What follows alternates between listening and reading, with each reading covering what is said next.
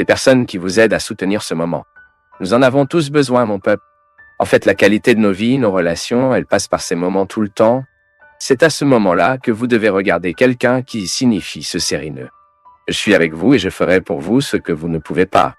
Ayez un sérénéo au moment de notre calvaire. Peut-être que le programme de direction spirituelle aujourd'hui peut être un peu pour vous. Et nous remercions Dieu si nous en avons l'occasion aujourd'hui. Nous remercions Dieu chaque fois que le programme a la possibilité d'être séréneux dans la vie de quelqu'un. Malheureusement, nous nous dirigeons vers un processus social de plus en plus difficile, de plus en plus tumultueux, où les gens sont très nécessiteux. Maintenant, nous ne pouvons pas nous cacher de nous-mêmes cette vérité. La sécurité que nous n'avons pas dans la rue est le résultat de notre façon d'éduquer nos enfants. C'est le résultat de notre façon de créer des valeurs ces jours-ci. Quelles sont les valeurs qui nous tiennent? Quelles sont les valeurs qui nous soutiennent aujourd'hui en tant que personnes? Maintenant, quelque chose ne va pas avec ce tissu social. Vous devez verrouiller toutes les portes de votre maison afin que vous puissiez être en sécurité. Nous devons nous changer pour des copropriétés afin que nous puissions vivre en paix. Nous devons créer des murs très hauts. Ils ne sont pas seulement des pierres. Ce sont des murs humains que nous avons établis. Lorsque nous ne permettons pas aux autres de ne pas entrer, nous ne permettons pas aux autres d'entrer dans nos vies parce que nous avons peur d'eux. Les autres signifient la peur. C'est la société que nous créons. C'est la société que je fais partie. C'est la société dans laquelle vous faites partie. Et nous pouvons le donner, non? Doit avoir. Chaque fois que nous efforçons des lumières et nous réfléchissons à la qualité de la relation que nous avons à l'intérieur, nous créons ou non la sécurité. Il ne sert à rien de parler de la sécurité publique si nous laissons nos enfants sans aucune sécurité à la maison. Combien de parents alcooliques? Combien de mères d'alcool? C'est difficile d'être père, ça l'est. Mais personne ne vous a dit de l'être. Vous avez choisi d'être... Vous êtes marié, vous avez constitué la famille. Maintenant, c'est une responsabilité que vous avez. C'est une question de compétence. Mon peuple. Ou nous serons compétents dans ce que nous supposons aimer, ou cette incompétence ne nous implique pas de reconsidérer plus tard.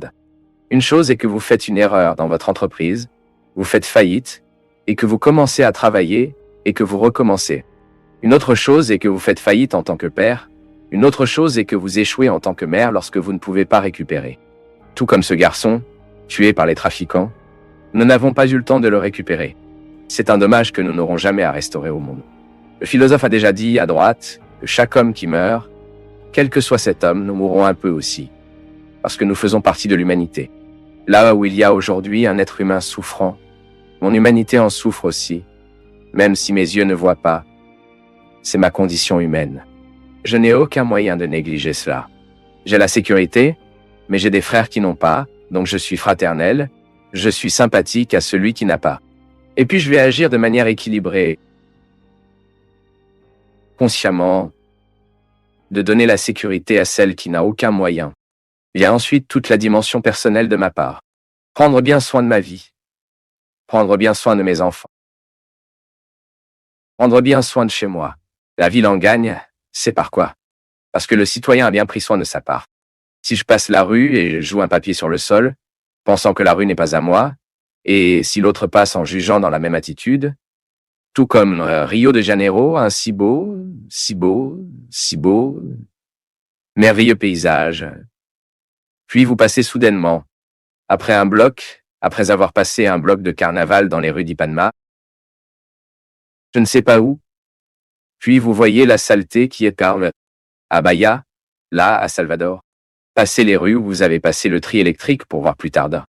Les gens n'ont pas le moindre respect pour l'espace public, mon peuple. Nos villes ont vu les ordures. Pourquoi? Ils sont envahis par des gens qui n'aiment pas notre ville. Ils sont envahis par des personnes qui n'ont aucune considération pour notre espace public.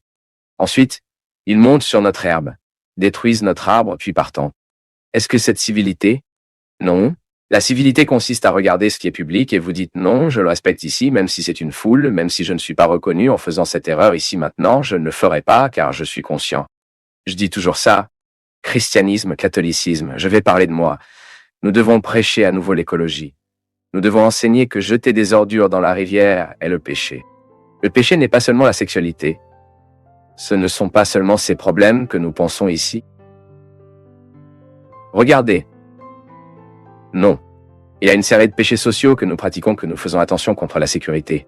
Quand je joue à la poubelle de ma maison dans une rivière, sachant que c'est interdit, quand je provoque le débordement de cette rivière, pourquoi? Parce que je joue aux ordures qui ne doivent pas être jetées en place, Puis je remplis les ponceaux de ma ville avec des déchets, avec un capuchon, du plastique, du journal. Et ensuite la pluie n'a nulle part la faute du gouvernement. Ah, nos dirigeants ne prennent pas soin de nos villes, non? Il y a une partie de la culpabilité qui leur appartient. J'ai trouvé le signe que le citoyen a mis hier dans une ville à la campagne là-bas.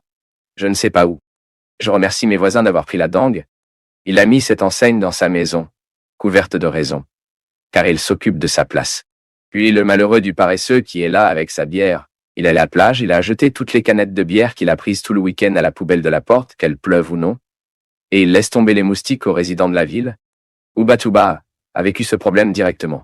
Les touristes qui vont à Ubatuba, qui ne collectent pas leurs ordures, qui ne s'occupent pas de l'espace, quittent la dengue pour ceux qui y vivent, qui n'ont rien avec. Les gars, la dengue ne quitte pas notre pays? Ce n'est pas parce que le gouvernement ne prend pas soin de vous, non. La dengue est notre problème. C'est le nôtre. Le moustique est né dans notre maison. C'est dans la boîte que nous quittons. C'est dans la boîte que nous ne couvrons pas. C'est dans la négligence humaine que ces choses naissent entre nous.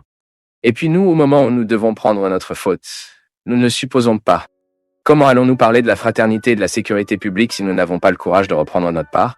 Comment je veux avoir le droit d'exiger quelque chose dans cette vie si je n'occupe pas des petites parties? Ce n'est peut-être pas. Nous devons le prendre entre nos mains et regarder. Changeons. La vie peut être préférable de commencer par moi que je suis chrétienne. En partant de vous, qui est chrétien, citoyen et conscient de tout cela. Seuls ceux qui ont lu les livres du père Fabio de Mello savent à quel point ils sont transformateurs. Nous faire réfléchir et changer notre façon de voir la vie. Si vous n'avez pas encore lu, ne manquez pas cette grande chance. En savoir plus en cliquant sur les liens de description. Nous le savons en théorie, mais souvent nous ne comprendrons que même dans la pratique. Que dans la vie, nous devons attendre le temps des choses. C'est une belle phrase à répéter, mon peuple, mais c'est très difficile à vivre. Lorsque vous constatez que vous ne pouvez pas accélérer le temps. Il est nécessaire de vivre étape par étape, moment au moment, et de découvrir que la vie est égale à une couture que nous faisons, en rejoignant les choses, et que si nous n'avons pas la patience de vivre cette broderie existentielle, nous perdrons. Parce que la vie est d'établir cet affrontement tout le temps. La vie nous met tout le temps. Les événements, ce que nous contrôlons, ce que nous n'avons pas de contrôle, ce que vous avez programmé, ce que vous n'avez pas programmé et soudainement était là comme réalité que vous deviez gérer. Nous devons trouver un moyen. C'est à ce moment que la théorie devient réalité et écrit dans nos oreilles.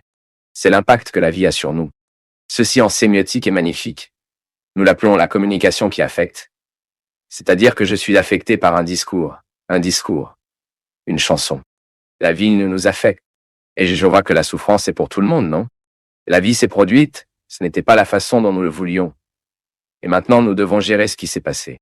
Waouh, mon peuple, combien de chutes avons-nous? Combien de fois restez-vous là-bas sans savoir comment le faire maintenant? Et maintenant, que dois-je faire? Comment vais-je réagir à l'événement? Nous ne prévoyons pas ainsi et soudainement la vie nous affecte de cette façon et nous devons donner une réponse parce que nous devons continuer à vivre. Et la vie se différencie hommes et femmes en ce moment. Quand les choses ne se produisent pas comme nous le voudrions, combien de maturité nous arrive? Ou non? Tout dépend de la façon dont nous allons faire face à des événements, comment nous gérerons ce qui s'est passé. Nous n'avons aucun moyen d'accélérer le temps. Je pourrais à droite accélérer cette fois et ma mère est bonne bientôt, mais il n'y a aucun moyen. Tout ce processus de difficulté doit être vécu de jour en jour. Là, à l'hôpital, tant de gens devaient vivre avec leur maladie, avec leurs limites. C'est très dur, mon peuple. La vie n'est pas facile. Mais les hommes et les femmes sont séparés. Comme s'ils étaient placés dans différents endroits, selon la réponse que nous donnons à ce qui nous est arrivé. Ce qui nous est arrivé. De grands hommes, les grandes femmes naissent en ce moment. Lorsqu'ils sont capables de faire face au moment présent, la difficulté actuelle est de faire de ce moment un trampoline pour la victoire, pour la croissance, pour atteindre des endroits où les joies n'ont pas pu prendre. C'est pourquoi Dieu nous conduit. Ce n'est pas toujours comme ça que nous aimerions que ce soit. N'abandonnez pas vraiment. Je ne sais pas ce que vous traversez. Ils ont besoin d'y coudre un moment de vie qui n'est pas intéressant. Il se peut que vous ayez aujourd'hui qui gérer la vie que vous n'avez pas choisi d'avoir. Alors qu'est-ce que tu fais? Allez-vous jouer à l'extérieur? Je ne pense pas que ce soit l'attitude la plus intéressante. Cela peut être le plus simple. Ce n'est pas le plus intéressant. C'est peut-être le plus simple. Mais qui dit que les grands hommes et femmes naissent facilement des problèmes qui sont simplement résolus? Non. C'est dans le labour. C'est en travail. C'est dans le travail quotidien de gérer cette vie qui est là. Personne ne nous a promis que ce serait un jardin de fleurs. Personne ne nous a promis que ce serait un jeu d'enfants. Mais nous a promis qu'il serait avec nous, qu'il souffrirait avec nous. Il assumerait avec nous. C'était la parole de Jésus à ses amis et à tous ceux qui étaient amis avec lui par la prédication de ses amis. Viens de moi à tous ceux qui sont fatigués, parce que je vous soulagerai. N'abandonne pas. Tout comme mon ami n'a pas abandonné et a décidé de mourir avec dignité, tout comme ma mère ne peut pas abandonner maintenant. Vous devez également découvrir une raison pour ne pas abandonner et qui sait aujourd'hui que Dieu peut vous donner et clarifier tant de choses si vous lui donnez l'occasion. Peut-être qu'aujourd'hui, avec la vie que vous n'aimeriez pas vivre, avec ce que vous n'avez pas choisi, avec cette tragédie qui vous arrive souvent, avec ce poids que la vie représente souvent, vous pouvez également entendre cette parole de Jésus. Venez à moi tous ceux qui sont fatigués. Apportez le fardeau que je vous soulagerai. Et c'est un plaisir de pouvoir entrer dans votre maison, dans votre vie, dans votre histoire. Vous pouvez faire partie de votre vie. Toutes les questions que nous apportons ici sont vraies. Des vies comme les nôtres, des événements comme les nôtres, qui, à la lumière de l'Évangile, deviennent également la matière première de l'évangélisation. Vous préparer à y penser que la même vie qui devient une raison de désespoir est également une matière première pour la conversion à beaucoup d'entre nous? Combien de fois avez-vous cessé d'écouter quelqu'un pour témoigner de la vie, de la conversion? Comment Dieu est entré dans son histoire? Et vous constaterez que la raison qui vous a fait convertir au Seigneur est comme la vôtre. Mais pourquoi n'était-ce pas une source de conversion pour vous? Parce que peut-être que vous n'avez pas vu cet événement avec les lunettes de Jésus, avec l'objectif que Jésus nous prête. Pour moi, c'est souvent la cause du désespoir. Pour l'autre, est une source de conversion. Tout dépend de la façon dont nous interprétons ce qui nous arrive. Tout dépend de la façon dont nous examinons les événements qui nous affectent. Tout dépend de la façon dont nous gérons la vie que nous avons. N'abandonnez pas l'amour. N'abandonnez pas l'amour. Ne vous abandonnez pas à la douleur, car il passera un jour si la croix vous pesait et veut vous rendre comme Cyrineux Christ. Vous aidera toujours à avoir un sereneux en augmentation, n'est-ce pas? C'est toujours bien d'avoir quelqu'un qui vous regarde au moment de ce désespoir et parle. Vous n'êtes pas seul. C'est ce qui m'est arrivé ces jours-ci lorsque vous identifiez les vrais amis. Les gens qui ne vous abandonnent pas à ce moment-là.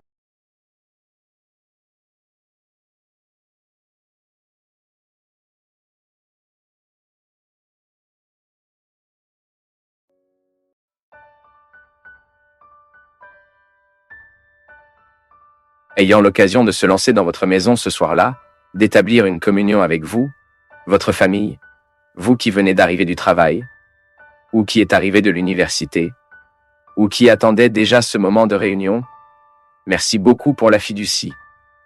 L'opportunité vous me donnez pour entrer dans votre vie, et avec vous, allumer les lumières.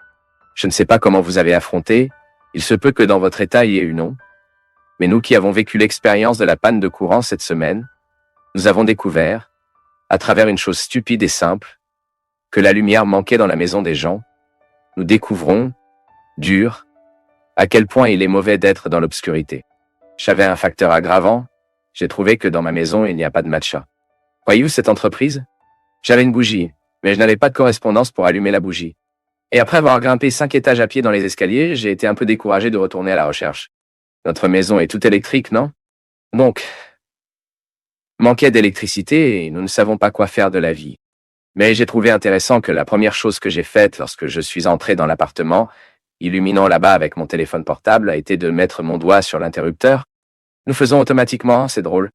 Nous avons besoin tellement de lumière. Nous sommes tellement nécessiteux de la lumière que le cerveau n'enregistre pas les informations selon lesquelles elle ne fera pas progresser l'interrupteur. Ce sont les actions réflexes dont nous nous dépassions pense. Nous le faisons parce que le besoin impose. Impose sur le corps, impose au cerveau. Nous vivons et dépendons de la lumière. Et à ce moment où nous n'avions pas de ressources légères, nous ne savons même pas quoi faire. Nous perdons un peu la référence. Je me demandais, vous connaissez mon peuple. Le jour de la panne de courant, que parfois dans nos vies, cela arrive la même chose. Nous traversons également des périodes d'obscurité où nous nous perdons un peu. Mais c'est vrai, nous sommes tellement perdus, parfois dans la vie, que nous pouvons faire cette comparaison.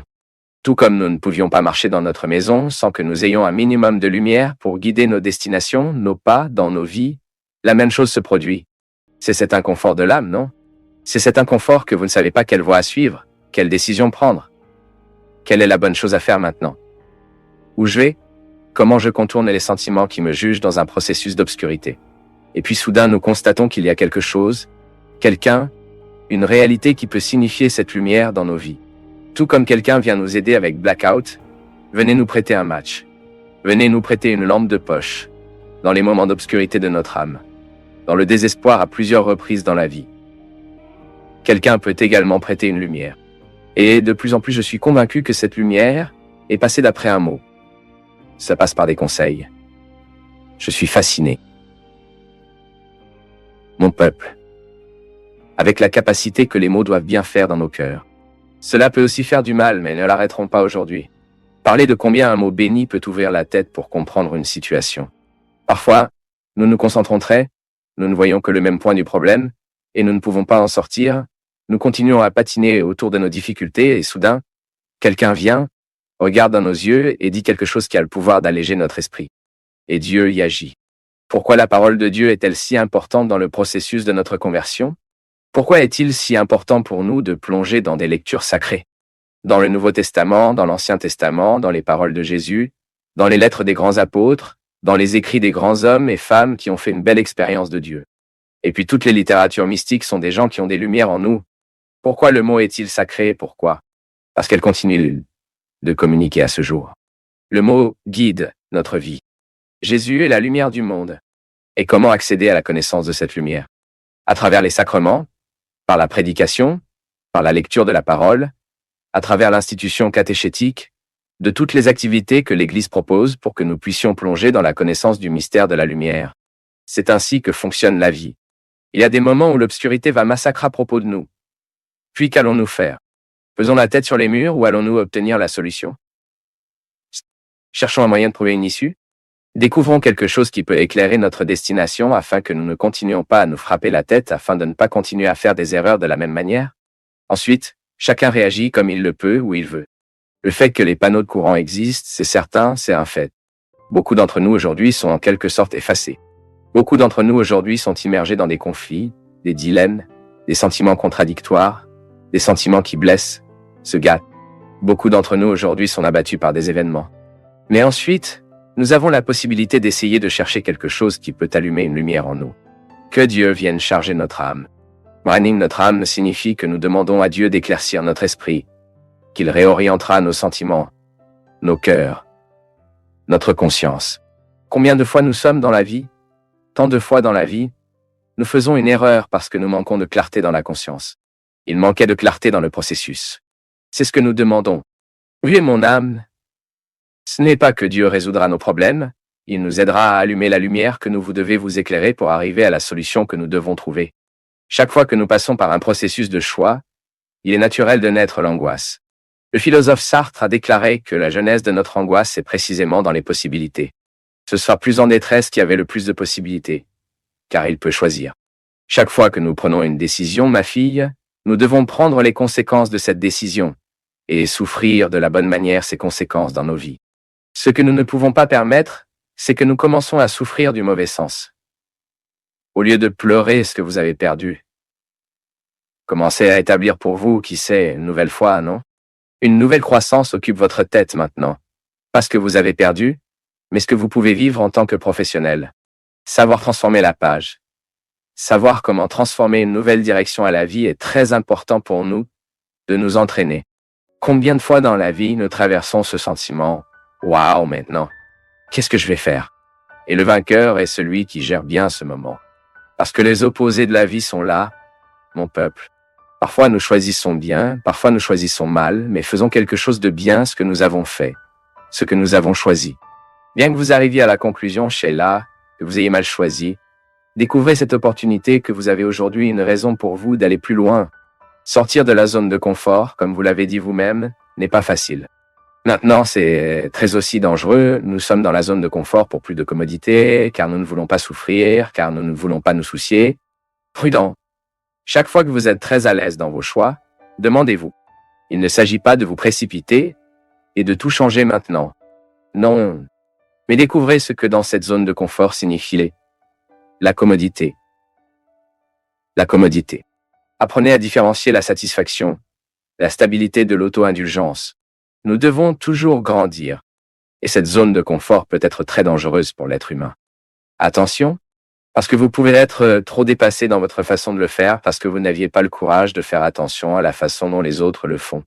Vous risquez de perdre du temps. Vous risquez de vous qualifier un peu plus votre façon de travailler simplement parce que vous n'aviez pas le courage de faire attention à ceux qui font différemment de vous. C'est très important. Dans la zone de confort, nous avons l'occasion de savoir où je peux être mieux. Ce n'est pas un problème que vous découvrez cet inconfort dans la vie. Vous savez que vous êtes qui vous devriez être. Mais en même temps, vous vous débarrassez d'être toujours en question l'être que vous êtes. Le professionnel que vous êtes, devoir aller de l'avant, non? C'est tellement bon que vous prenez un cours de temps en temps. Vous vous arrêtez pour entendre un discours différent du vôtre. Il est bon que nous soyons ajoutés, non? Nous grandissons. Et ça a la possibilité de pouvoir aller de l'avant. Pouvoir sortir de cet endroit commun est toujours aussi bénéfique pour l'être humain, non? Il n'est jamais trop tard pour apprendre. La vie est beaucoup plus intéressante lorsque nous apprenons quelque chose. Et c'est vrai. Qu'est-ce que j'apprends? À ce stade de ma vie, qu'est-ce que j'apprends? Quelque chose que je dois apprendre. Nous avons besoin de temps pour apprendre. Est-ce que tu sais pourquoi? Lorsque nous sommes prêts à apprendre à nouveau quelque chose, notre être, il entre dans une dynamique. Il reprend une dynamique. Il est à nouveau jeune. Parce que nous ne voulons pas mourir sans avoir l'occasion de toucher la beauté de la vie. Et c'est vrai. Quand je trouve que ce mot signifie cela, c'est comme si un nouvel horizon m'ouvrait. J'ai ouvert les portes d'un sens que je ne connaissais pas. Quand je serai prêt à apprendre une nouvelle langue, j'entre dans une nouvelle période de ma vie. Quand je serai prêt à aller à l'université, quand je devrai apprendre un métier, chose simple, non? Je suis là pour préparer ma maison. J'y suis. J'y vais dans le jardin. Je vois le jardinier faire. Je veux apprendre. Je ne veux pas voler le service du jardinier. Je ne veux pas le faire pour lui.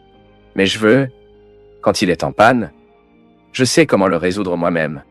Donc quand la femme m'apprend pourquoi la plante, cela je fais attention parce que l'apprentissage de cette leçon est bien plus que d'apprendre quelles sont uniquement. Et cela met mon âme dans une dynamique qui le rend plus jeune, plus heureux. Apprendre. Mon peuple, je vais vous avouer quelque chose. Pendant un certain temps, je vivais dans le contexte académique, avec des personnes très préparées, avec un doctorat, de celle-ci. Mais parfois, les gens sont si sans sel, si insipides. Pourquoi? Parce qu'ils pensent qu'ils savent déjà tout. Mais j'ai également eu l'occasion, dans le même contexte académique, de personnes très bien préparées, de trouver des gens qui en savent beaucoup, mais font semblant de ne pas savoir. Parce que lorsqu'elle prétend qu'elle ne sait pas, elle a la possibilité d'établir une réunion qui peut lui donner une certaine sagesse. Ce n'est pas prêt. Nous sommes intéressés par ce que l'autre fait, parce que nous apprenons. Apprendre peut-être aujourd'hui est la plus grande urgence, car nous mettons notre âme dans une nouvelle dynamique. Si aujourd'hui je suis prêt à apprendre quelque chose, je fournis une renaissance. Qu'avons-nous besoin d'apprendre? Je suis sûr que vous devez encore apprendre beaucoup. Faites votre engagement. Découvrez ce que vous pouvez commencer aujourd'hui dans votre vie. Vous ne dormirez pas alors sans découvrir de nouveaux mots. Il y trouve un moyen. Aujourd'hui, vous incorporerez 2 nouveaux mots dans votre vocabulaire. Apprendre. Vous commencerez à vous intéresser un peu plus à regarder le monde et à savoir qu'il y a une opération qui vous intéresse. Apprenez comment fonctionne votre corps. Et si je mange ceci maintenant me blessera? Et si je mélange sa nourriture avec celle-ci? N'est-ce pas la chimie qui favorisera ma santé? Quelque chose que nous devons apprendre. Apprenez un peu les uns sur les autres, non? Parfois, nous risquons de passer toute notre vie sans en apprendre beaucoup. J'aimerais aujourd'hui que vous avez l'occasion de bien préparer votre avenir, car c'est ce que Jésus fait quand il traverse vraiment nos voies. Il nous prête une nouvelle façon de regarder le monde. Jésus nous donne une nouvelle façon de nous regarder et de nous-mêmes, et de ceux qui sont de notre côté. Et en nous prêtant une nouvelle façon de regarder, il nous enseigne le plus beau, nous apprend à apprendre. Parce que celui qui est prêt à apprendre est occupé pour le reste de sa vie.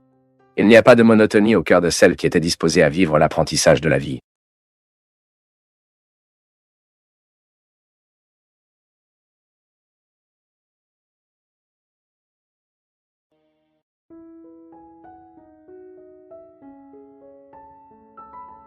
Assassinez cet instinct enfantin qui existe en vous, ce qui vous fait peur de l'inconfort de la vie. L'inconfort de la vie, lorsqu'il est bien vécu, cela ne fait que nous améliorer. Prenez ce petit masque pauvre que vous vous en tirez au visage pour que les autres soient éternellement désolés pour vous. Vous ne perdez que du temps dans la vie comme celle-ci. Quel idiot! Dieu nous tient dans notre main. C'est pour nous de pouvoir traverser ce désert. Il ne s'agit pas de tomber éternellement et de manger à nouveau les oignons de l'Égypte parce que nous avons eu pitié de nous, parce que nous avons eu pitié de l'autre. Non. La marche est en avant qui va. Et le moment vient où Moïse arrive devant Dieu et parle. Maintenant, vous résolvez cette situation. parce que je ne sais pas quoi faire d'autre. Ils ont déjà construit un réservoir d'or à mi-chemin. Ils ont déjà confondu. Ils adorent déjà même d'autres situations. Ils ne reviennent pas parce qu'ils sont trop loin. Mais ils reviennent d'une autre manière, ils ne reviennent pas en géographie, ils ne reviennent pas géographiquement parce qu'ils étaient loin d'Égypte. Ils mouraient à mi-chemin, mais ils ne sont pas revenus géographiquement, mais sont revenus affectueusement. Parce que parfois nous avons déjà dépassé le territoire de notre esclavage physique. Je suis déjà sorti de prison, mais la prison ne m'a pas quitté. C'est comme ça que ça marche. J'ai déjà avancé ma liberté. Mais je n'ai pas atteint ma liberté. Je n'ai pas décrété la conquête de ma liberté. Alors je suis affectueux mon passé. Pleurant les oignons de l'Égypte, pleurant la datation qui s'est terminée, la situation qui était terminée, l'amitié qui a été trahie, dont il a une réunion privée avec le Seigneur, un public urgent particulier, appelle le secrétaire de Dieu, et parle pour l'amour de Dieu. Vous lui demandez de me servir aujourd'hui que je ne peux plus être sans cette réponse. L'armée de Pharaon arrive. Et puis, il pense que Dieu lui donnerait une réponse facile, non? Allez donner une solution rapide? Non. Que dit Dieu? Rappelez-vous, Gilles? Souviens-toi? Courir, non? Entrez dans cette eau. Regardez quelle phrase forte. Dites aux gens de marcher. Je ne ferai pas pour vous ce que seul vous pouvez faire. Je vais donner toutes les grâces pour que le miracle se produise. Je renforcerai votre courage. Mais si vous ne mettez pas votre pied dans l'eau, si vous ne défiez pas cette mer, elle ne s'ouvre pas. Et c'est ce que les gens ont fait. Moïse à venir certainement, plein de peur aussi, non? Oh mon Père de la miséricorde! Que se passera-t-il maintenant? Quand il a commencé à entrer, mettant ses pieds dans l'eau, Dieu fait sa part. Cela importe pour nous le fait que Dieu le fait quotidiennement dans nos vies. Chaque fois que je m'encourage à surmonter les mers qui me défient, j'exerce les soins de Dieu dans ma vie. Chaque fois que je m'encourage à mettre mon pied dans la mer qui me menace, je tiens la promesse qu'il sera toujours à mes côtés. Vous faites la même chose. Chaque fois que vous défiez vos mers, chaque fois que vous faites face à votre inconfort, lorsque vous n'avez pas peur de l'inconfort qui vous vient, lorsque vous le regardez devant, vous parlez maintenant? Qu'allons-nous faire à partir de ce moment? Est-ce que tu m'apportes bien? Qu'est-ce que tu me mets au défi? Je vais recruter mes meilleures pièces ici, car cela seul m'intéresse. Si l'inconfort me vient, je dois traverser ce désert pour savoir afin que je puisse atteindre cette partie de la terre promise qui m'attend. C'est comme ça que ça marche. Il n'y a pas de formule magique pour la vie. Bien que nous ne croyions pas Dieu, nous devions vivre l'inconfort qui nous fait grandir. Même ceux qui ne croient pas en Dieu doivent faire face à l'inconfort de son histoire, son existence.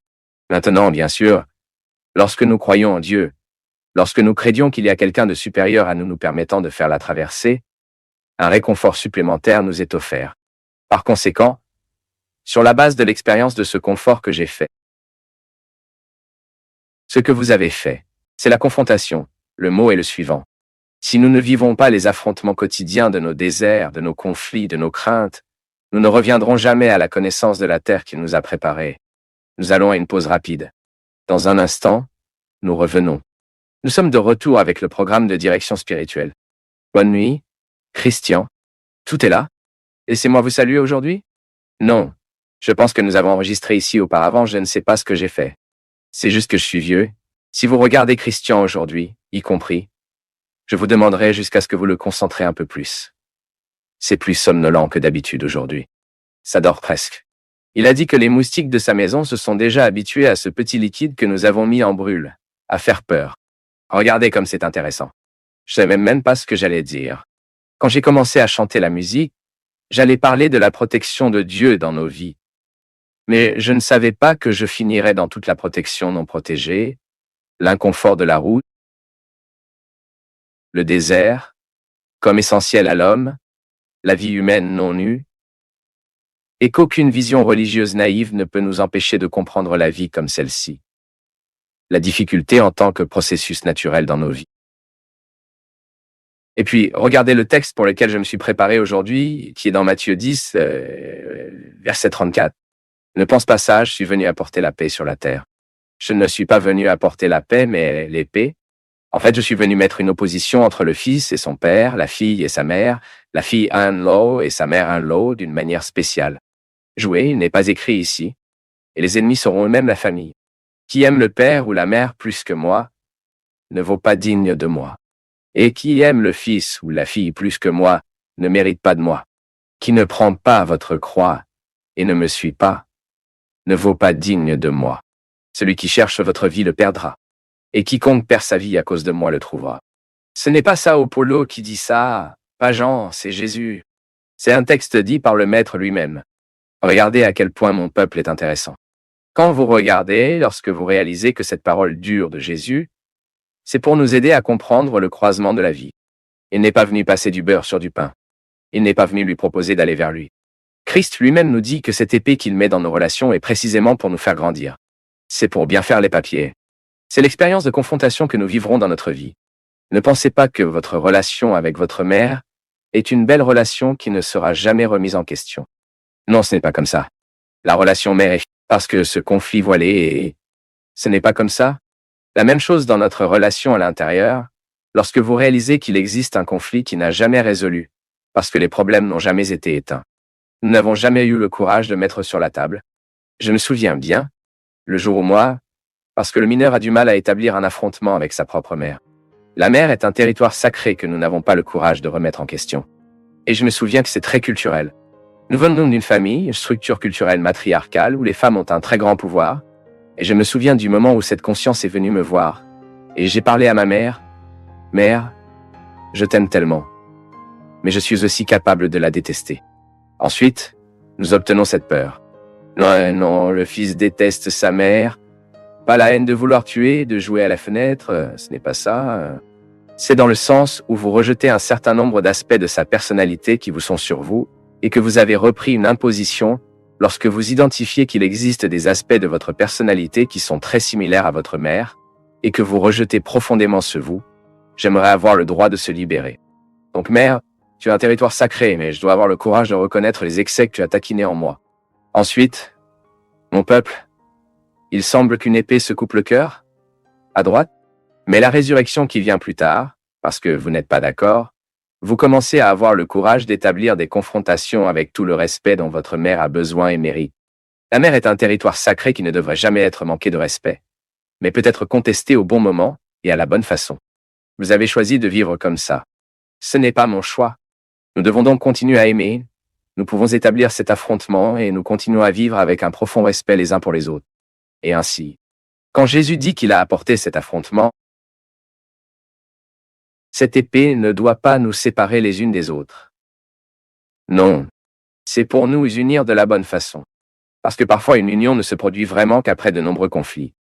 Nous devons nous débarrasser des vues naïves. Cette personne est parfaite. Regardez à quel point notre amour est beau.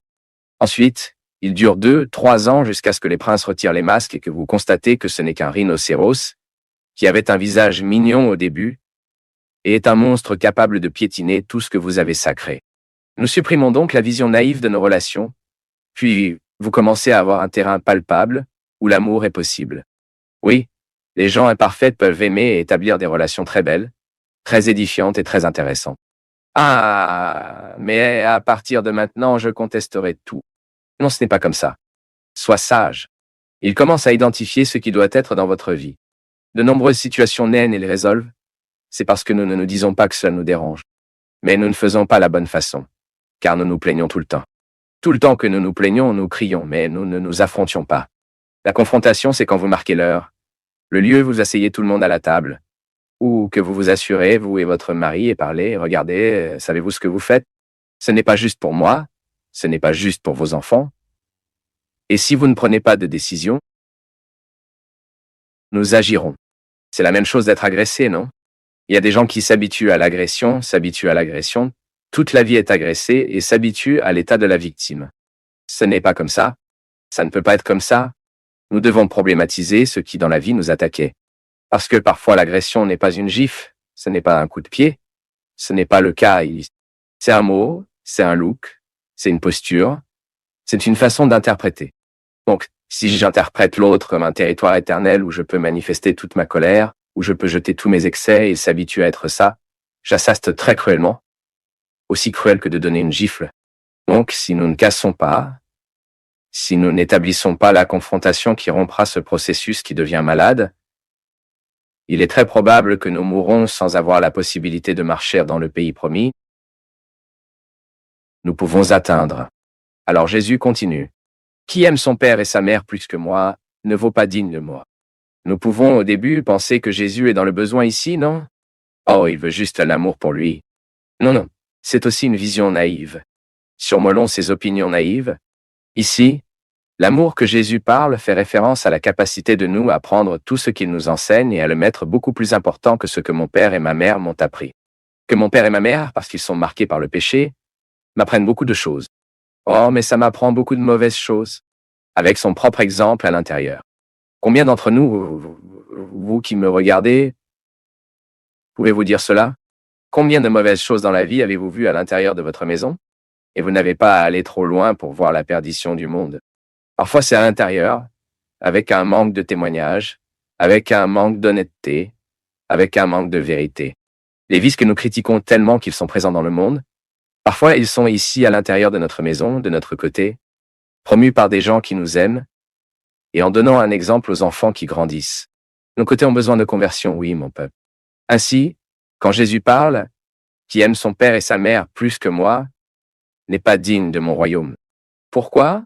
Parce que cela ne peut pas atteindre le royaume Christ, n'est pas convaincu, touché, modifié par l'esprit du Christ. C'est le christianisme. C'est l'esprit du Christ dans le mien. C'est la pensée du Christ dans le mien. Le bon éducateur ne donne jamais à son disciple la leçon prête. Ce serait un crime contre le disciple de lui offrir la leçon prête. Le maître donne la certitude de sa présence, de retirer toutes les questions, de pouvoir aider à dissoudre ce qui perturbe et nuit à l'apprentissage. Mais parfois, le disciple devra vivre avec sa solitude. Le maître fait taire et refuse de donner la réponse que nous recherchons tant. N'est-ce pas comme ça dans la vie? Il y a des réponses que Dieu ne peut nous répondre que par son silence. C'est la main de Dieu qui nous soutient également. Parce que parfois nous avons l'illusion et c'est le résultat d'une vision naïve. Malheureusement, le discours religieux, tout au long de nos vies, peut nous mettre des visions naïves que Dieu fera tout pour nous. Que Dieu le fait, que Dieu fait cela. C'est vrai.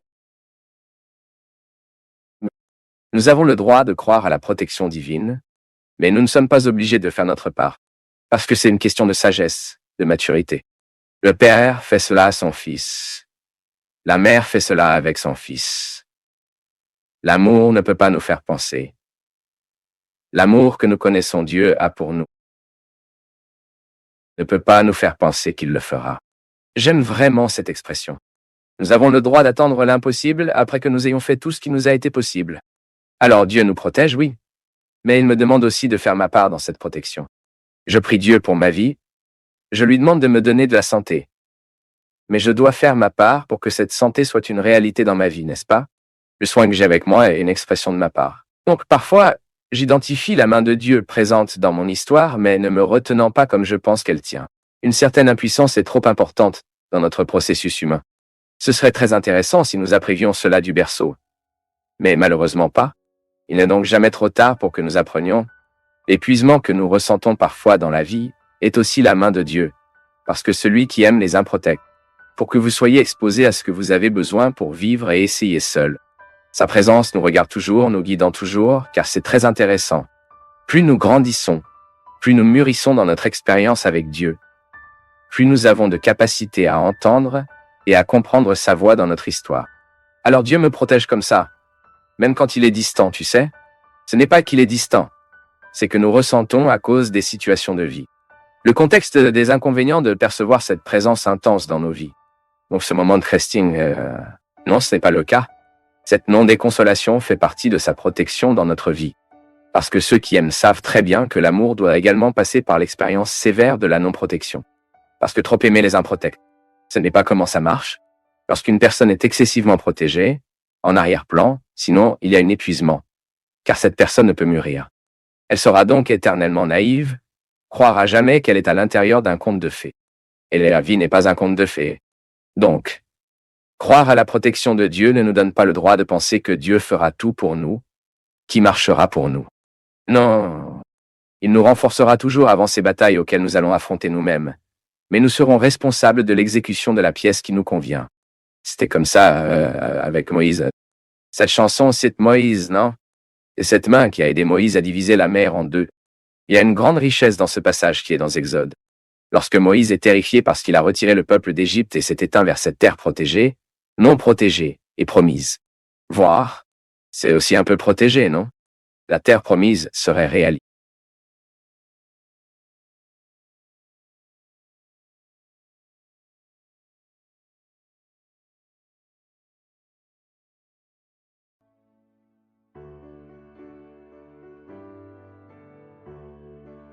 Allons à un autre email, à laquelle je voulais réellement avoir répondu la semaine dernière. C'est de Robson Antonio, qui écrit comme ça d'Uberlandia. Il est catholique, praticien, mais il a dit qu'il ne croyait pas à la vie éternelle. Il croit qu'il a été créé par Dieu, mais après notre mort, tout finira. Tout comme vous éteignez un ordinateur. Il a un cancer à 74 ans et a pensé que lorsqu'il meurt, ce sera comme tourner une lumière et tout se terminera. Et il me demande de commenter ce genre de foi qu'il a. Je ne sais pas s'il veut que je fasse une division de valeurs, et je ne suis pas prêt à le faire. Car je préfère beaucoup plus pour refléter la façon dont vous le croyez. Vous savez, Monsieur Robson, que le Seigneur n'est pas unique. Il est très courant pour nous de trouver ces jours-ci qui croient même en Dieu, mais qui ne croient pas dans la vie éternelle. C'est intéressant parce que chaque fois que nous croyons, d'abord, tout le monde croit. La foi fait partie de notre expérience de vie. Nous faisons tous l'expérience de la foi tout le temps. Je m'assois sur cette chaise. J'en ai confiance que personne n'a mis de bombe dedans sans. Ce n'est pas vrai? Vous allez mâcher une gomme lorsque vous ouvrez ce petit paquet? Pensez-vous que quelqu'un a peut-être empoisonné cette gomme? Non. Vous achetez du pain à la boulangerie, vous partez. Passez un beurre à l'intérieur, n'est-ce pas? Faites-le dans l'assiette, un café avec du lait, et vous êtes la personne plus heureuse dans la vie, dans le monde, mangeant ce rouleau. Et vous n'imaginez même pas que quelqu'un a peut-être empoisonné votre beurre. C'est donc une expérience de la foi. En philosophie, nous l'appelons l'expérience la plus pratique que nous puissions faire dans la foi. Vous faites confiance aux choses en ordre. C'est bien, car ceux qui n'ont pas vivent une névrose, même ont besoin d'un traitement, sont suspects. Il y a des gens qui ont un tel soupçon racine que cela devient une maladie. Donc, si vous n'avez pas cette méfiance envers tout, vous êtes une personne mentale en bonne santé. Vous êtes donc à jour avec votre premier niveau de foi, qui est la foi dans la vie. Je crois que je peux quitter, que je pourrai atteindre la destination. Il n'y aura pas de terroriste à mi-chemin. C'est de bonne foi. J'agis de bonne foi. Ensuite, vous avez une expérience de foi qui couvre un peu plus le territoire de la spiritualité. C'est-à-dire que j'ai foi en Dieu. Je crois que je suis créé par une force supérieure, un Dieu beaucoup plus grand que moi. Ensuite, vous avez le contexte des religions qui enseignent les formes et les modalités les plus diverses de la divinité. Nous sommes chrétiens. Nous croyons que les Juifs chrétiens, parce que nous croyons en un créatif, aimant, trinitaire, puis à toute la dimension de notre foi chrétienne catholique. Maintenant, il y a d'autres aspects du déploiement de notre foi qui sont des développements eschatologiques, c'est-à-dire qu'ils dépassent la limite du temps. Parce que, pendant que je vis en croyant Dieu dans ma vie quotidienne, comment Dieu agit-il dans ma vie? Il agit en mon temps. Ce que je suis de mon histoire. Je pense que l'action modifiait ma façon d'être. Je sens l'action de Dieu modifier les gens de mon côté. Je peux voir cette action à temps. Je vois dans l'enfant, je vois dans le jeune homme, je vois dans l'adolescent, je vois dans l'ancien. Maintenant, comme nous croyons en Dieu et au développement de tout ce qui vient, le processus religieux, le processus de mystique, c'est très différent. Et c'est là que vous entrez, Robson. Parce que j'ai trouvé beaucoup de gens pour la vie qui résumaient Dieu à cette foi de la vie quotidienne. Vous voyez? Est-ce mal? Je ne sais pas. Je sais que c'est différent. Maintenant, ce que je pense, c'est que nous devons faire l'étape supplémentaire. Je ne peux pas expliquer quelle sera la vie éternelle. Et regardez, j'enseigne l'eschatologie. Il y a cette science en théologie qui est destinée à dire à quoi cela ressemblera une fois que cela sera fait. Le passage dans le temps se terminera. Nous croyons donc au début de la vie éternelle, où vivent tous nos espoirs. Maintenant, comment ce temps sera-t-il là? Ce qui n'est plus le temps. Est-ce mal même dans la langue? Quand je voulais faire un doctorat, je voulais en parler. L'impossibilité de construire une langue pour parler de réalité eschatologique. Comment vais-je parler du paradis? Comment vais-je parler de l'enfer? Comment vais-je parler du purgatoire? Si pour moi de parler, vous devez comprendre. Et si pour vous comprenez, nous devons utiliser le même code linguistique. Donc, pour parler du paradis, nous utilisons la catégorie temps, nous utilisons la catégorie d'espace, nous parlons de lieu, non? Avez-vous vu ces feuilletons spirituels? Comment est le ciel? Toujours comme ce champ vert, Les arbres, l'ennui, la barbe à 6. Pour moi, c'est l'ennui, car je peux même l'aimer de temps en temps. Mais imaginez le reste de votre vie comme ça, les gars, sous l'arbre, et les tiques vous dérangent. Vous voyez à quel point c'est relatif? L'enfer à l'autre peut être le paradis pour moi, et le paradis pour moi peut être l'enfer pour l'autre quand vous penserez. Donc, vous voyez, utiliser ces langues pour parler de l'éternité est très difficile. Alors Robson, quand vous dites que vous ne croyez pas à la vie éternelle, que vous allez mourir et que c'est comme tourner une lumière, vous ne pouvez pas vous identifier à la langue que nous créons afin qu'il puisse parler de ces réalités. C'est très difficile, mon peuple. C'est une langue très difficile. Quand je meurs, je vais dans le ciel, puis nous levons les yeux. Mais les sciences découvrent de plus en plus que là-haut, ça a des explications, n'est-ce pas? Ce sont les galaxies, c'est tout. C'est tout. Alors je n'ai aucun moyen de croire cet endroit où le ciel est là-haut. Ensuite, nous constaterons que la théologie nous proposera des catégories très sophistiquées, qui sont parfois difficiles à comprendre pour nous, ou même l'expliquer à une autre. Ensuite, je suis tellement découragé, c'est comme si je n'étais pas habitué d'essayer d'expliquer, non? Ensuite, j'arrive à la conclusion comme celle-ci. Regardez, c'est un mystère. Je préfère garder cette réponse et vous dire que c'est un mystère, d'avoir le sentiment que je fais un discours stupide, juste pour que vous soyez sans me demander après. Pourquoi vais-je faire taire votre question? Il se peut que votre question soit beaucoup plus intéressante que ma réponse. Je n'ai donc pas le droit de retirer la fertilité de votre question et de la remplacer par l'infertilité de ma réponse. En tant que prêtre, en tant que chef religieux, je n'ai rien à vous dire à quoi ressemblera le paradis. Je dois vous faire imaginer. Parce qu'au moment où vous imaginez, vous allez créer le ciel à partir des catégories de votre satisfaction. Ah, mais c'est fou. Non. Si Dieu nous a donné ce cadeau, non? Pour ressentir, pour souhaiter. Je vous le dirai. Le paradis est la meilleure partie de la vie que vous pouvez imaginer aujourd'hui. Multiplié par 1000, pour 2000, pour 3000. La belle vie est de vivre cette pension eschatologique, en pensant comme celle-ci. Aujourd'hui, dans le présent de ma vie, je renonce à l'enfer. Je renonce à tout ce qui peut être un instrumental de la destruction pour ma vie, pour la vie de ceux de mon côté. Et puis je continue d'imaginer... Hobson, je ne crois pas que vous n'ayez aucun espoir dans la vie éternelle. Parce que si vous croyez en Dieu, mon ami, il est naturel que vous, surtout maintenant, en ce moment de maladie, vous découvrez une partie de votre vie pleine de saveur. Est-ce que tu sais pourquoi? Parce que la vie a toujours un goût. Il y a toujours un goût préparé à chaque fois de notre vie. Même en temps de maladie, de difficulté, de combat. J'ai vu des gens très spéciaux pour que je meure. Et je peux vous avouer, Robson, qu'au moment où j'ai vu ces gens mourir, je savais qu'il y avait une saveur dans ce dernier suspect.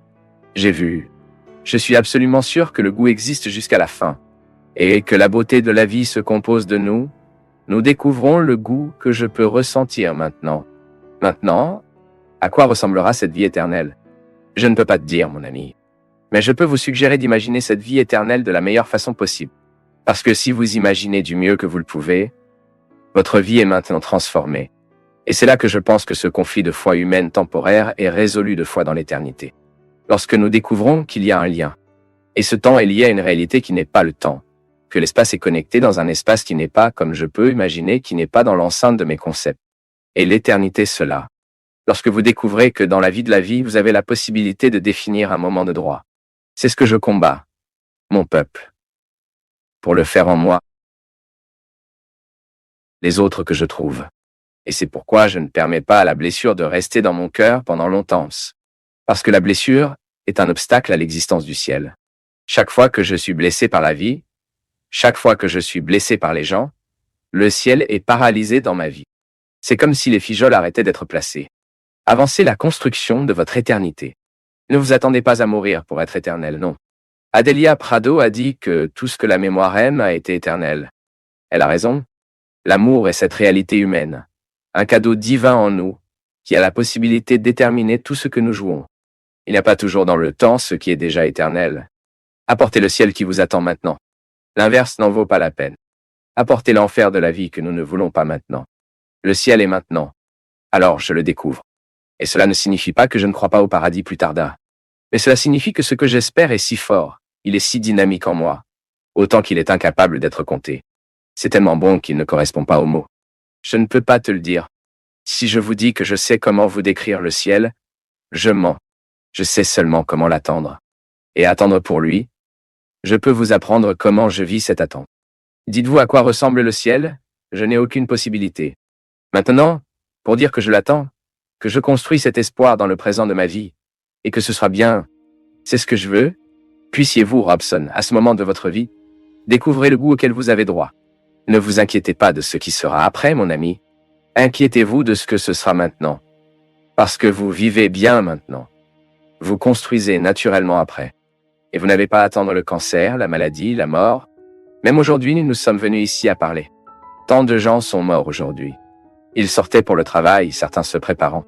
Je n'ai jamais imaginé que la mort viendrait. Cela vient quand nous ne nous y attendons pas.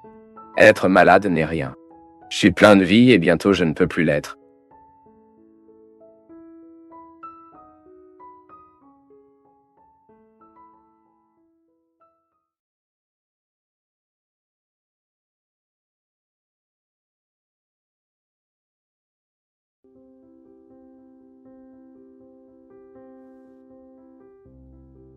Plus grand bien?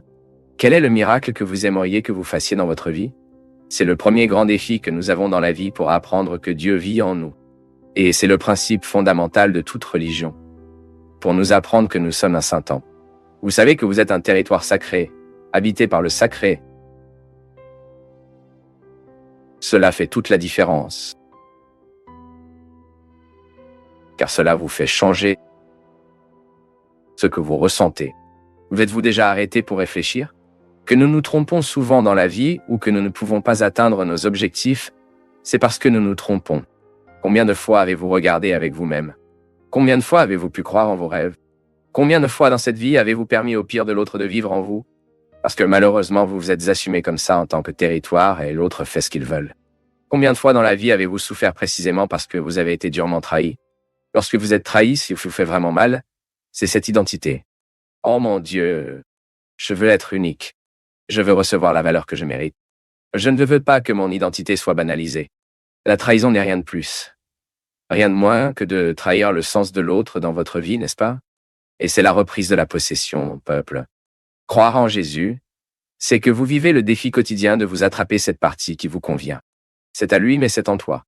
Jésus a laissé une partie précieuse de lui en vous. Et nous, dans le défi de vivre ces jours-ci, où les gens sont si banalisés, où les gens sont si facilement trompés, nous avons besoin de tous les jours. Le matin, regarde dans les miroirs, où nous la réfléchissons. À l'intérieur se trouve Dieu. Et il n'y a rien dans cette vie. Personne n'a le droit d'entrer dans ce sol sacré que je suis, banalisé.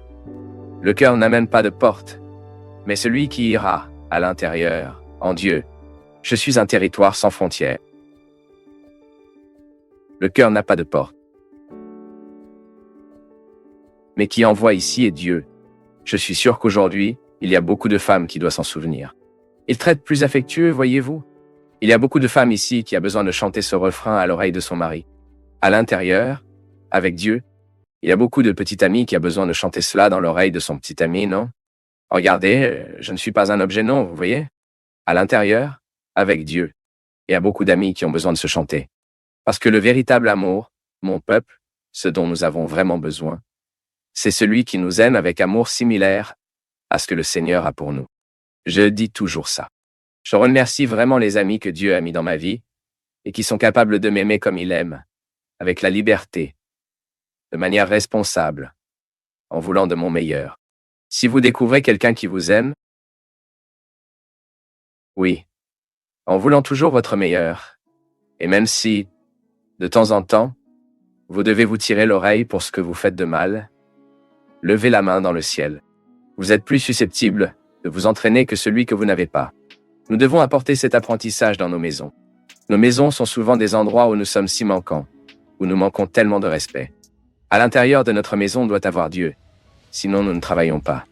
Et la religion est cette heureuse opportunité que nous devons réaliser cette certitude que Dieu habite même le pire de tous les êtres humains. Je suis un territoire sans frontières que le cœur n'a pas de porte, mais quiconque règne ici est Dieu le Père du Père, vient plus de chance et mon Seigneur qui me guérit et qui ici n'a pas besoin d'être guéri de temps en temps. Tout le monde, n'est-ce pas? Je dis toujours, mon peuple, que le plus grand défi de chaque jour et à chaque fois est de savoir comment nous occuper. Ce Dieu nous enseigne. Ce que Jésus a fait précisément dans la vie des gens, c'est de leur apprendre à vivre avec eux. Parce que nous ne pouvons travailler que dans la vie, car nous pouvons vivre avec nous-mêmes, que nous sommes conscients de nos défauts, de nos limites, de nos possibilités, à partir du moment où nous savons comment articuler qui nous sommes, s'il vous plaît, pour pouvoir surmonter vos faiblesses, afin que vous puissiez travailler, car seulement pour cela que Dieu vous a mis dans le monde, travailler, être heureux, pouvoir aimer et être aimé, atteindre vos objectifs, et c'est pourquoi cela vaut la peine de se convertir. La conversion est l'opportunité que nous donnons à Dieu pour nous aider à gérer nous. Parce que le jour où nous apprenons à nous occuper, où nous ne sommes pas en baisse, mais nous nous efforçons de nous retirer chaque jour, personne d'autre ne peut nous tenir. C'est l'action de Dieu dans la mienne et votre vie. C'est le miracle que nous demanderons à Dieu chaque jour. Aujourd'hui, donnez-moi des conditions pour m'occuper de moi-même, monsieur. Parce que si je m'occupe bien de moi, je suis capable de mieux aimer ceux de mon côté.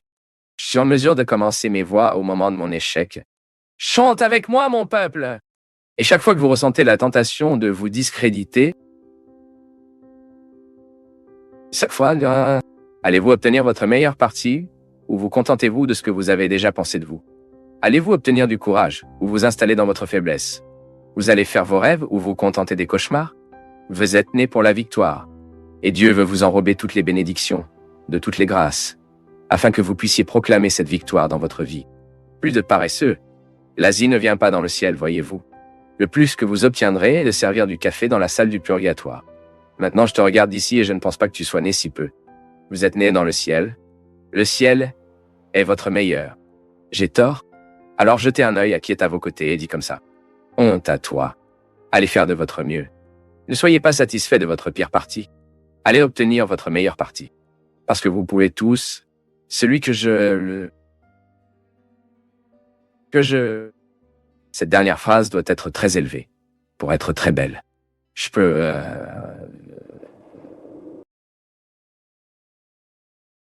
C'est tellement bon que nous pouvons dire ça, non? Lorsque les autres parlent comme celui-ci, vous pouvez gagner ceci et vous dites « Je peux ». Ah, c'est trop bon. Juste pour cela, cela vaut la peine d'être vécu. Mes employés, donc, vous vous mettez au défi afin de ne pas laisser le médicament supprimer votre courage, de ne pas laisser le médicament enlever votre immédiat, afin de ne laisser personne venir immédiatement. Que vous pouvez continuer. Puissiez-vous avoir le droit de dire cela. Faites un sacré effort. Ma vie n'est pas une blague, mais je peux... Courage! Qui aime les gens découragés et les diables? C'est pourquoi il est si facile de servir le diable, car ceux qui est découragé dans ce monde, découragés d'eux-mêmes, sont des gens comme ça. Vous savez ce que le médicament fait de nous, non? Supprimer notre courage pour dire non. Une personne addictive, et j'ai suivi beaucoup de gens comme ça, c'est celui qui n'est plus en mesure de choisir la meilleure partie, parce qu'un être humain n'est pas possible dans un état de conscience. Sachant tout le mal qui craque, par exemple, que la cocaïne fait dans la vie d'une personne, qu'elle apporte ici. Par conséquent, il est révisé, protégez-vous, afin que rien de ce qui est diabolique aujourd'hui ait de la place pour grandir en vous. Et que vous pouvez continuer. Je peux. Quand quelqu'un vous demande, puis, comment va la vie? Vous aurez cette tension et... Non. Vous répondez et regardez. Je suis dans le combat. Mais je peux. Que je peux. Vous.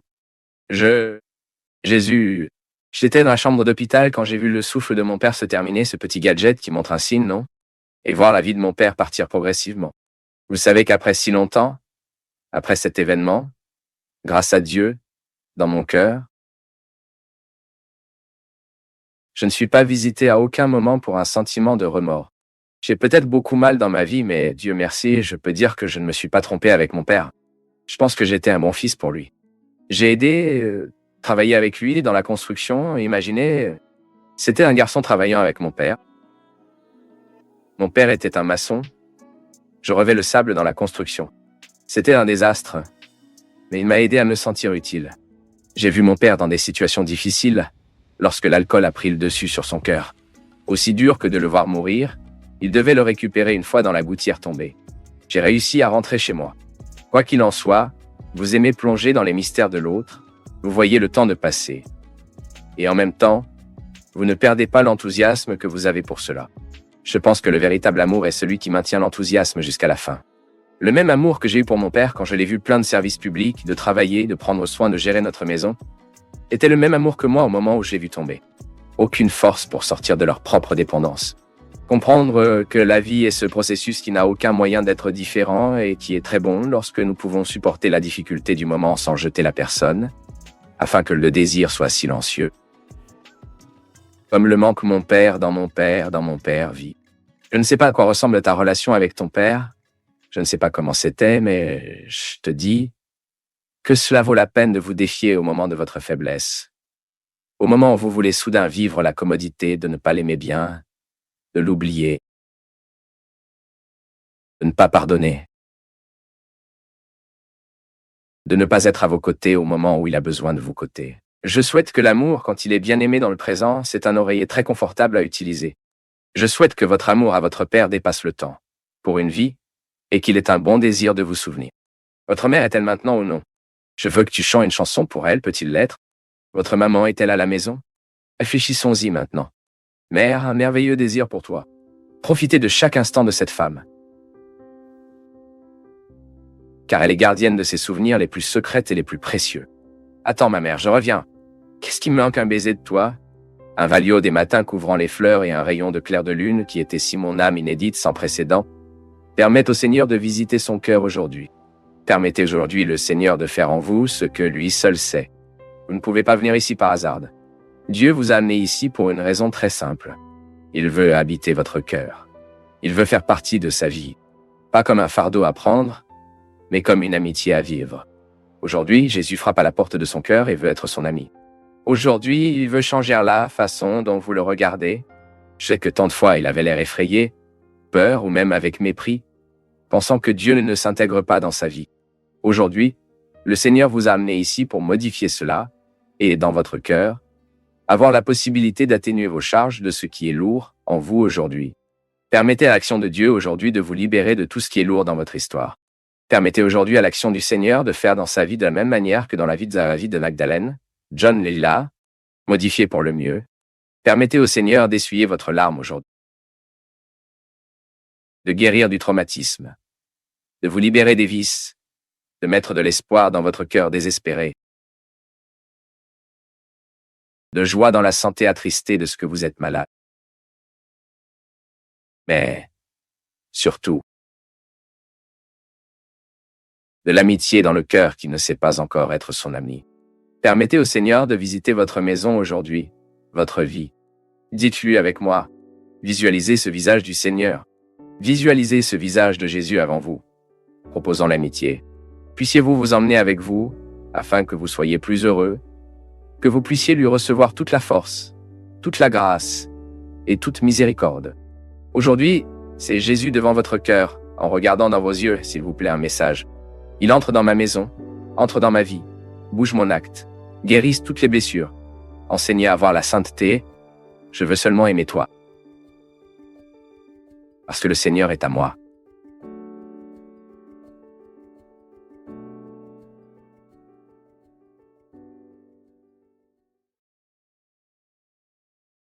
Eh bien, si tu es encore ici, c'est que tu es prêt à changer.